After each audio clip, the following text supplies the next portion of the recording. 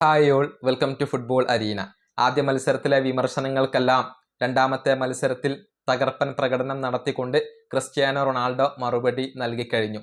എതിരില്ലാത്ത 5 ഗോളുകൾക്ക് പോർച്ചുഗൽ ഉസ്ബെക്കിസ്ഥാനെ പരാജയപ്പെടുത്തിയപ്പോൾ 2 ഗോളുകൾ നേടിക്കൊണ്ട് പ്ലെയർ ഓഫ് ദി മാച്ച് പുരസ്കാരം സ്വന്തമാക്കിയത് ക്രിസ്ത്യാനോ റൊണാൾഡോയാണ്.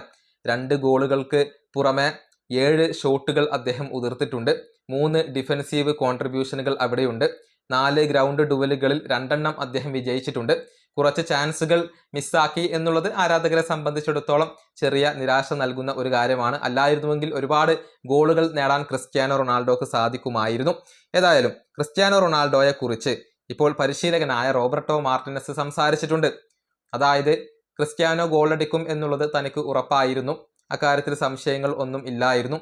ഇപ്പോഴും ചാൻസുകൾ ക്രിയേറ്റ് ചെയ്യാൻ ക്രിസ്ത്യാനോ റൊണാൾഡോക്ക് സാധിക്കുന്നു. അത് വളരെ പ്രധാനപ്പെട്ട ഒരു കാര്യമാണ് എന്നാണ് പോർച്ചുഗൽ പരിശീലകൻ പറഞ്ഞിട്ടുള്ളത്.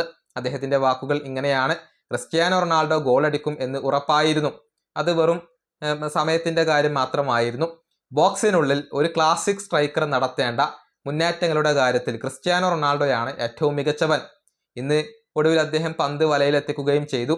മാത്രമല്ല, അദ്ദേഹം എല്ലാ മത്സരങ്ങളിലും അവസരങ്ങൾ സൃഷ്ടിച്ചുകൊണ്ടേയിരിക്കുന്നു. അത് തന്നെയാണ് ഏറ്റവും ബുദ്ധിമുട്ടുള്ള കാര്യം. അതാണ് റൊണാൾഡോ ഇപ്പോൾ ചെയ്ത് കാണിക്കുന്നത്. ഇതാണ് മത്സരശേഷം പരിശീലകനായ റോബർട്ടോ മാർട്ടിനസ് പറഞ്ഞിട്ടുള്ളത്. സമീപകാലത്ത് ഗോളടിക്കാൻ റൊണാൾഡോ ഒരൽപ്പം ബുദ്ധിമുട്ടിയിരുന്നു. പക്ഷേ റൊണാൾഡോയിൽ വിശ്വാസം അർപ്പിച്ചുകൊണ്ട് അദ്ദേഹത്തെ തന്നെ മാർട്ടിനസ് ഉപയോഗപ്പെടുത്തി. അതിൻ്റെ ഒരു ഫലമാണ് ഇന്നത്തെ മത്സരത്തിൽ കണ്ടിട്ടുള്ളത്.